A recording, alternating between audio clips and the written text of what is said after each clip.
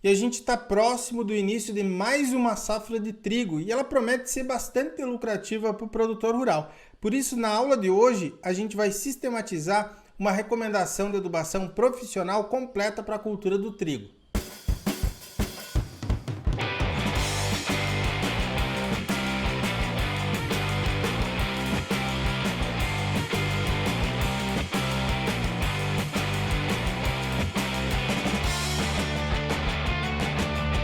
Olá pessoal, Dianta por aqui, chegando para mais um vídeo do canal AgroBrasil. Lembrando sempre para você deixar o seu like, se inscrever aqui no canal e pessoal, comenta aqui abaixo de que cidade você é para eu saber que você acompanha os vídeos aqui do canal AgroBrasil, beleza? Acompanhe até o final desse vídeo porque a gente preparou um material bem legal para vocês e também muito importante, esse vídeo não é para você copiar a recomendação e utilizar a mesma aí na tua área. Não, cada área tem que ter uma recomendação de adubação personalizada, levando em consideração o nível de investimento, a concentração dos nutrientes também no solo. Mas a gente decidiu mostrar como é que funciona, então, uma sistematização de uma recomendação de adubação profissional para a cultura do trigo, certo? Vamos lá, então. Primeiro eu gostaria de falar sobre essa cultura que a gente não fala tanto aqui no canal, né? Eu até gostaria de gravar mais vídeos sobre o trigo, se você quiser que eu grave mais vídeos sobre trigo, também deixa um comentário aqui abaixo. O trigo, ele é uma cultura que vai se expandir, tá? Ele é uma cultura típica da região sul, mas a tendência é que ele vá para a região centro-oeste, áreas irrigadas do centro do Brasil e se torne mais popular também, principalmente com as novas cultivares que estão entrando no mercado. Então fique de olho nisso. E também o trigo pode ser uma cultura bem lucrativa esse ano, principalmente pelo preço do trigo, né? Com o que está acontecendo agora no mundo, grandes produtores mundiais de trigo vão reduzir a sua área plantada e isso favorece com que o preço do trigo aumente. Por exemplo, agora está R$100 o saco. Vamos supor aqui uma área que produza 70 sacos por hectare, aproximadamente 4 mil quilos, né? Vai dar R$7.000 de receita. Pode ser bem interessante também porque é uma cultura de entre safra. Por exemplo, para nós aqui do Paraná, a época de plantar trigo é agora, finalzinho de maio, início de junho. Então ele entra muito bem, inclusive depois de uma segunda safra de feijão, por exemplo. Eu consigo encaixar o trigo para a colheita dele se dá ali nos meses de outubro aproximadamente, eu já consegui plantar soja em sequência, o que acaba sendo bem interessante mesmo para o produtor rural em regiões onde o trigo é adaptado. Como eu falei, está começando a subir, então nos próximos 3, 4 anos vocês vão ver falar bem mais em trigo na região central do Brasil. Então já é importante você que está na região central já ir conhecendo a cultura, porque vai chegar aí também. Correção, então a gente tem que começar sempre por uma correção de solo, se for necessário ser feito, né? Na maior parte das áreas, como o trigo não é a cultura principal é a cultura de verão, principalmente em áreas de grãos, é a soja e ao milho, eu faço a correção para soja e para milho.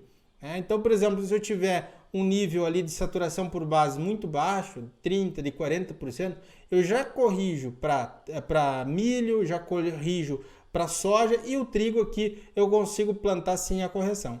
Mas a saturação para trigo indicada é de 70%, a mesma do milho. E eu devo fazer essa correção toda vez que tiver abaixo de 60% a saturação por bases. Eu tenho outros vídeos aqui no canal que eu falo especificamente de correção, então dê uma olhada aqui que eu mostro o cálculo, mostro uma análise de solo. Aqui, para a gente não perder muito tempo, eu vou passar só essa informação para você. Nós devemos fazer correção, fazer a calagem em áreas de trigo quando a saturação é menor do que 60%. E se os níveis de magnésio estiverem baixos, utilizar um calcário também que seja dolomítico. Um calcário dolomítico legal seria aí o dolomítico de PNT 80% também, que é muito utilizado e muito encontrado. Beleza, vamos ver qual que é a recomendação para nitrogênio.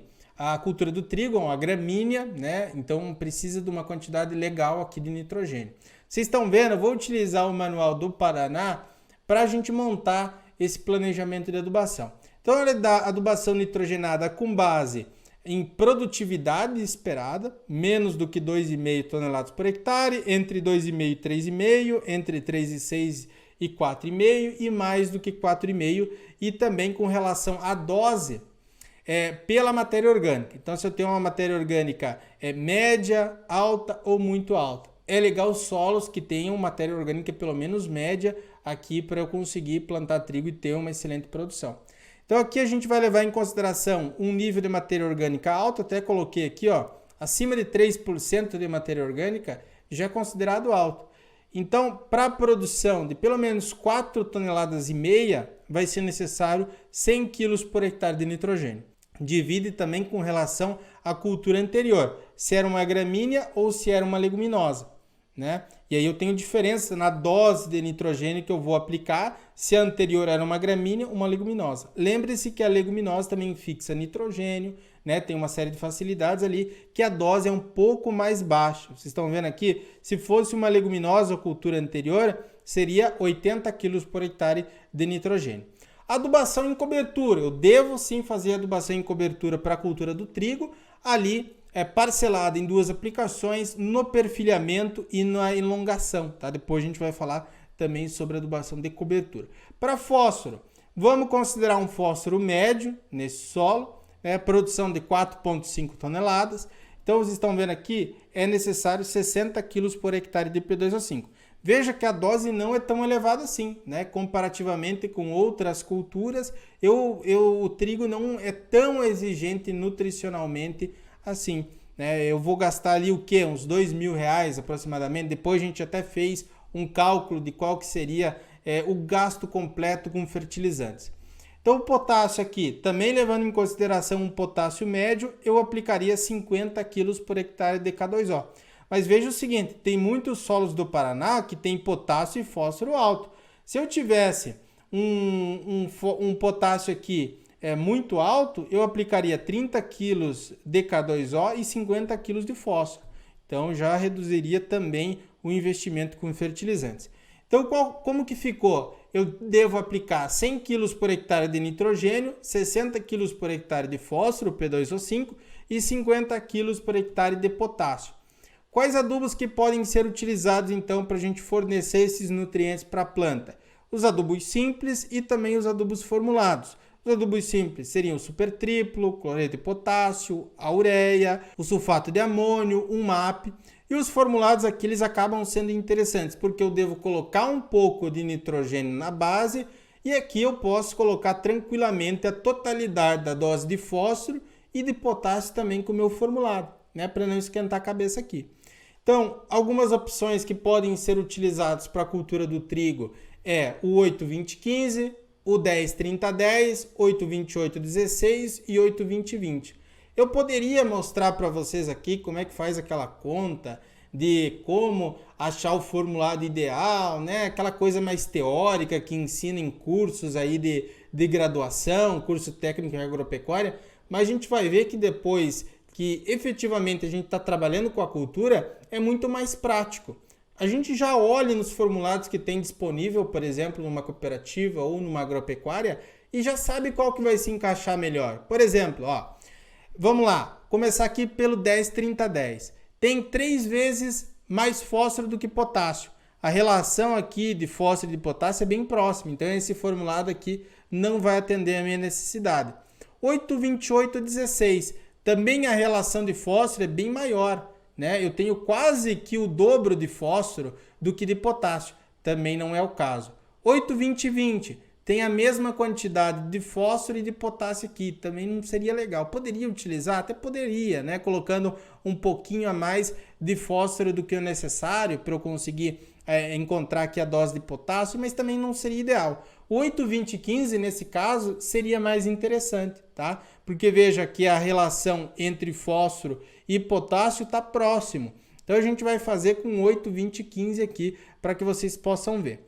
Vamos lá, então. É muito simples também, né? Aqui a gente começa vendo a dose que eu preciso adicionar de fósforo, P2O5. Sempre a gente vai calibrar, digamos assim, quanto que eu vou jogar de um determinado formulado com base no fósforo, porque o fósforo eu não posso jogar ele em cobertura. Eu não posso jogar o fósforo em cobertura, é todo ele na base. Por isso que a gente escolhe a dose de um formulado para a cultura com base na necessidade de fósforo. Então aqui a gente pegando 60 dividido por 0,2, porque tem 20% aqui de P2O5 no 8,20,15, vai dar 300 kg por hectare. Porém, a gente fazendo esses 300 kg por hectare vezes 0,15, vai dar 45 kg de K2O. Vai ficar faltando ainda um pouco de potássio, né? A dose que a gente encontrou lá seria de 50 kg. Poderia colocar 300 kg por hectare? Poderia, não ia dar uma diferença tão grande assim. Porém, se a gente quiser fazer um ajuste mais certinho, mais fino, eu pegaria então quanto que eu preciso de potássio, 50 kg por hectare, dividiria por 0,15, vai dar 333 kg por hectare do 8,20,15. Nessa dose, eu vou jogar um pouquinho mais de fósforo, mas também não vai ter problema nenhum, tá? Não vai ter problema nenhum. Com 333 kg por hectare vezes 0,08, eu vou estar adicionando ainda 26,6 kg de nitrogênio. Então, uma parte do nitrogênio na base, eu já vou estar adicionando com 8,20,15. O indicado, como vocês viram, era de 25 a 50 kg de nitrogênio. Então, a dose do adubo de base vai ser 333 kg por hectare do 8,20,15. Vai suprir uma parte do nitrogênio, vai suprir a totalidade de fósforo e de potássio também, certo? E aí, adubação de cobertura. Eu preciso de 100 kg, já apliquei 26 na base, sobrou 74. Então, 74 dividido por 0,45, como base a ureia, geralmente o pessoal utiliza a ureia, porque a fonte nitrogenada é mais barata, vai dar 165 kg por hectare de ureia, né? Dividido em duas aplicações. A primeira no perfilhamento, que é aproximadamente de 20 a 25 dias após a semeadura, e depois na elongação, que é aproximadamente também de 40 a 50 dias após a semeadura. Então, essa quantidade de ureia, 165 kg por hectare de ureia parcelado em duas aplicações. Então, como é que fica? Nesse nosso caso, seria 333 kg por hectare do 8,20,15 e 165 kg por hectare de ureia. A partir da base dos dados que nós temos aqui, que nós acompanhamos os produtores, o gasto ficaria em torno de R$ 2.700 por hectare com fertilizantes. Mas eu teria potencial, então, para produzir até 4.500 quilos por hectare, né? Seria uma produtividade bem interessante, poderia dar um retorno ali de 7.000, 7.500, e eu estaria gastando ali para fazer uma lavoura cerca de 3.500, 4.000 reais, dependendo da região. O maior gasto efetivamente é com fertilizantes. Claro, eu vou ter que gastar também com sementes, vou ter que gastar com alguns produtos, fungicidas, inseticidas, mas também não é um problema tão grande, eu não gasto tanto com inseticida, com fungicida no trigo, comparativamente com a soja. Eu gasto bem menos, até porque é uma cultura de tempo, do clima que é mais ameno, né? Tem menos problemas com pragas, menos problemas com doenças também. Então eu posso ter uma lucratividade aí bem interessante, certo, pessoal? Então, a aula de hoje era isso, espero que vocês tenham gostado. Também, se você quiser uma recomendação de adubação específica aí para a sua área, passo a passo, levando em consideração os nutrientes que tu tem no teu solo, tem a consultoria do canal AgroBrasil, tem um link aqui abaixo. Também, se você quiser aprender a adubar qualquer cultura agrícola passo a passo, com base em casos reais que a gente atende aqui na nossa consultoria, nós temos a nossa Escola de Adubação e Fertilidade do Solo, tem um link aqui abaixo para você conhecer também. Tem grupo de alunos, tem certificado, tem vários cursos lá dentro por uma condição super especial. Beleza, pessoal? Até um próximo vídeo, um forte abraço e tchau, tchau! Obrigado por assistir o vídeo até o final. Além de curtir, comentar e compartilhar, conheça os nossos cursos profissionais e a nossa consultoria agrícola individual. Para saber mais, é só clicar nos links disponíveis na descrição.